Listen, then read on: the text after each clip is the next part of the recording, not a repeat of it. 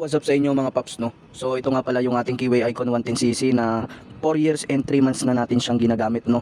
So far mga paps, no? So stock naman yung ating motor dahil yung mga parts and accessories na ikinabit ko po dyan ay same lang ng stock po ni Kiwi Icon 110cc, no? So yun mga paps, no? Sa mga naghahanap dyan ng parts and accessories ni Kiwi Icon 110cc ay available na po sa aking yellow basket yung mga parts and accessories ni Kiwi Icon 110cc. Lalong-lalo na sa mga hirap mag push start na ginagamit nyo na si Kiwi Icon 110cc. Ito mga paps na papakita ko sa inyo na one click start agad si Kiwi Icon 110cc natin. Ayan, so pakita ko sa inyo yung kilometers na niya, no? Yung kanyang tinakbo. So napakataas na. And start natin.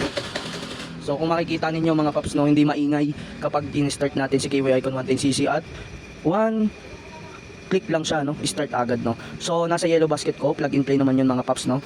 So 4 years and 3 months, makikita nyo naman na one click lang si Kiwi Icon 110cc natin tapos start agad, no. So hindi ko na pahabayan yung video ko dahil nasa yellow basket naman lahat yung mga parts and accessories ni Kiwi Icon 110cc. So yun lang mga paps, ingat kayo palagi and ride safe sa inyong lahat.